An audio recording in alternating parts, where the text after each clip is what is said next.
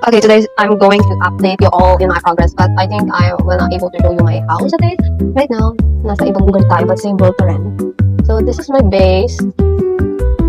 I found something here, which is this. Dito na-explore ko na siya lahat. So, hindi ko na kailangan i-play pa yung lahat. Pero yung ginawa ko dito, kinulong ko sila para it will be easy for me to kill them. Ganun. Gusto ko to kasi hindi magre-respond kahit sa ano. Aray! Masakit yung bra.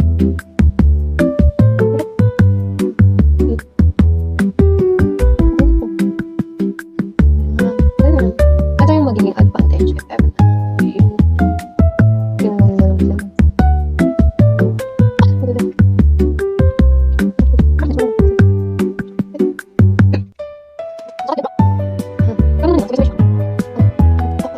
Ganyan. O, diba? Ganun yung advantage kapag kinulong na. Hindi ka mahihirap na magpahabol, whatever.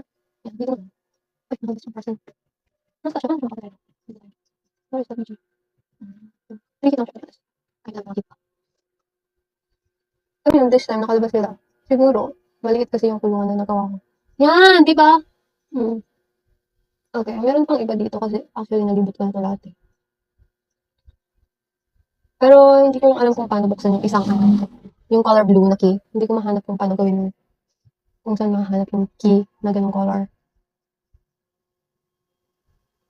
Tapos nalagyan, tinakpan ko yung nilalagyan ko ng mga mark so that it would be easy for me to find my way out here. Dito din, shortcut din to papunta kabila. Ang dami ko nakuha mga good items here. Here. Yan. Madali lang dito patayin sila. Ganyan lang. O, diba? Ito yung sinasabi ko sa inyo. Dito din, same din.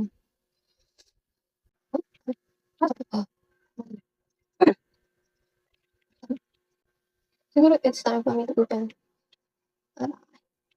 Ara. O, diba? Nakuha ulit tayo ng key. So, anin na lahat. So, ganun lang. Yung technique ko dito. So, bali, tapos na ako dito. Lilisanin ko itong lugar na ito. Like, it's time for me to find a new place to explore. It will be worth it. Wait, like, yan. Kaya naman signages ko dito. Okay.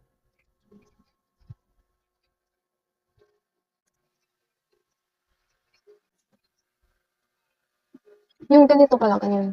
Yung ganyang key, like, orange kasi nakuha ko lahat eh. So, I'm curious.